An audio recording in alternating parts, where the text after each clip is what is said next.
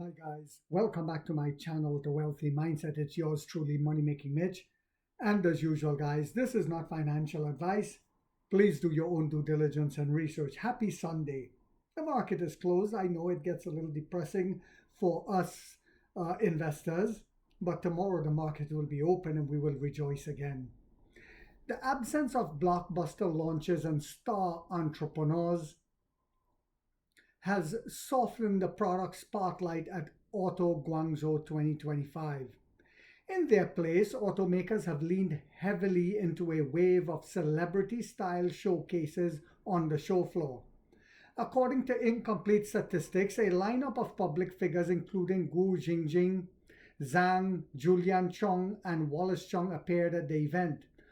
Onvo, which is owned by NIO, partnered with Hong Kong actor Louis Koo, very, very big and famous in China, becoming one of the most talked about topics on the opening day. Leveraging the word play around Gu Tian Dao, Onvo launched a new SKU for the L90, the Black Warrior Special Edition, featuring an all-black exterior and a fully loaded configuration. NIO CEO William Lee and Hong Kong actor Louis Koo, the L90 Black Knight Special Edition is priced at 42,900 or 30,000 with battery as a service, which is unbelievable. See, I keep saying this, but my European subscribers, my subscribers in Ireland and other places around the world don't understand that in America, what we get for 30,000 as an electric car, my God, it's horrible. It's horrific. But following their release, media attention shifted to Onvo's roadmap as 2025 draws to a close. As a young brand, Onvo has displayed notable resilience this year, rebounding strongly after a difficult start. And we all know why. It was due to lack of marketing. A performance Onvo president Shen said he is broadly satisfied with the new CEO, Dr. Shen. Excuse me, guys. Yet discussing the future, it was clear he is far from satisfied with current achievements, and rightfully so. Shen reiterated once again in public that sales remains his top priority. The biggest challenge is simply selling more cars. As noted, Shen is reasonably satisfied with Onvo's current sale performance. Despite a rough start, momentum recovered. The L60 and L90 have now formed a stable product matrix, contributing roughly 20,000 per units per month to NIO. However, under NIO's requirement to achieve fourth quarter profitability and given Onvo's positioning as a volume-driven brand, the question is how to further lift sales and become a central point of external scrutiny. Beyond improving sell-through of existing models, attention has turned to the upcoming L80. Addressing the L80's timing, Shen offered two key details. Onvo will postpone launch to Q1 or Q2 of next year, though the exact date remains undecided, and the delay is due to L90 orders significantly exceeding expectations. That alone should tell you guys why the CEO is so confident about profitability, that we are in a profitable quarter, leaving insufficient production capacity to fulfill current demand. You heard that right. As well as we all know with the ES8, it exceeded expectations. That's how we know we're in a profitable quarter. Onvo President Shen Fei and Onvo product head Yu Bin. In other words, ensuring timely delivery of the L90 is Onvo's top priority, and strong order backlog means Shen sees no urgency to activate the L80 to stimulate incremental demand. When asked directly what the biggest challenge is today, listen to what the biggest challenge is, guy, and that's a beautiful challenge to have. He replied bluntly, how to sell more cars. That phase has become something of a mantra. Since Shen took over Onvo in an emergency transition in Q1, he has repeated the same message in multiple public settings. Marketing, and he repeated that when it came to battery swapping too, how to get more people to do battery swapping, and we saw how he corrected that problem. Marketing and product strategy have shifted accordingly, including the collaboration with Louis Koo, a deliberately targeted communications approach. Responding to questions about celebrity partnerships, Shen said simply, "We offer what users want." Yes, put the user first. Karen Muck performed at Neo Day and received great feedback, and many asked when we'd bring Louis Koo. So we did.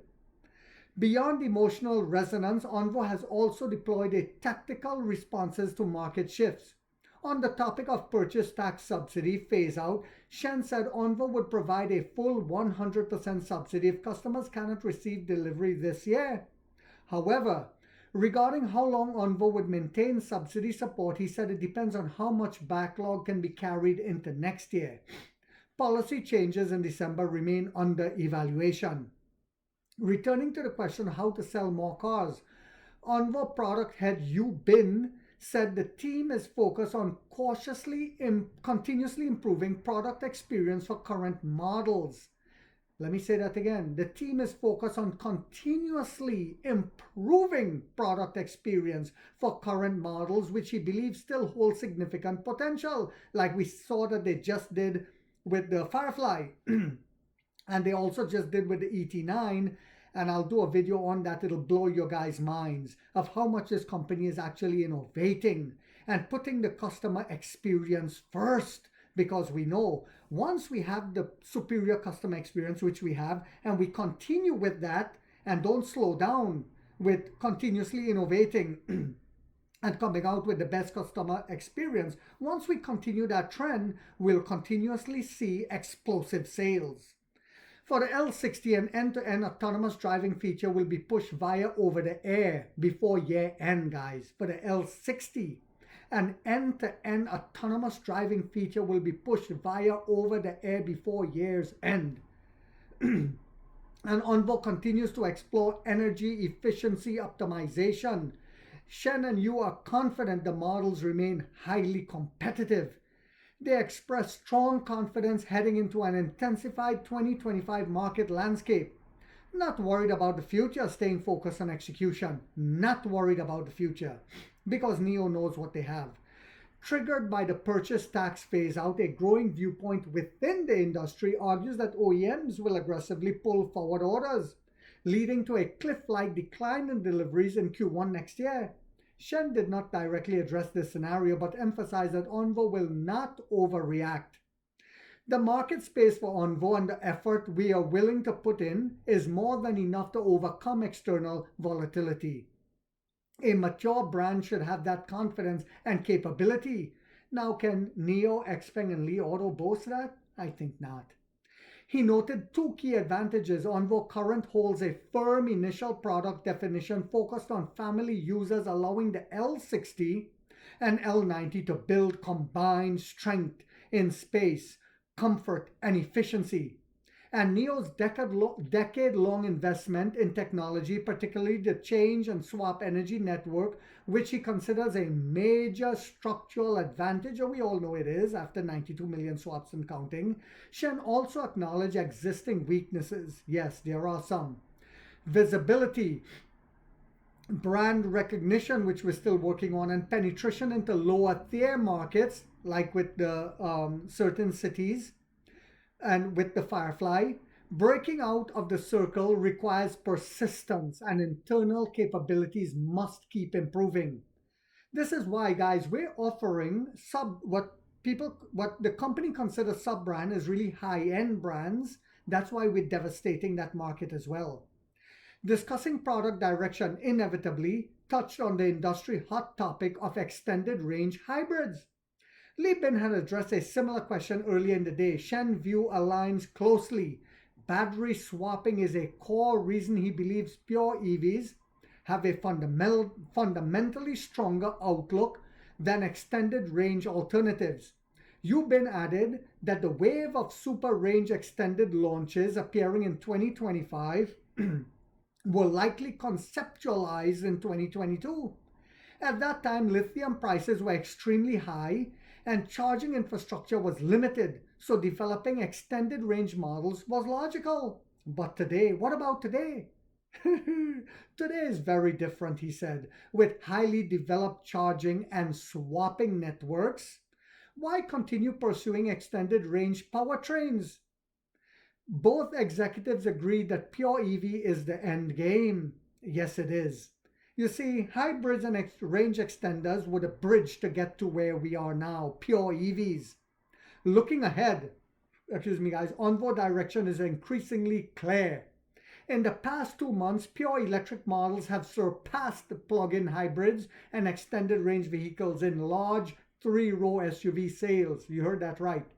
Indirectly reinforcing Shen and Lee's outlook. Yet Shen acknowledged the brand's overall scale remains small and NIO mission to achieve fourth quarter profitability still hangs overhead like the sword of Damocles. Ending this year at current performance represents only a moderate result. That's how high these guys are shooting. A tougher battle awaits next year. And I believe that we have the team that are ready for that battle. I hope you guys found this video yet again on a Sunday to be informational, inspirational, and motivational. If so, guys, boop, boop, boop. Don't forget to hit that thumbs up right there. It takes a lot of time to do these videos and the editing. And if you haven't yet subscribed, you might want to think about doing so, because in this channel, we are waking up the middle class for the first time to get a major piece of the pie from the ground level up as to how the games are played on Wall Street. And like 50 said, we get rich or we die trying, guys.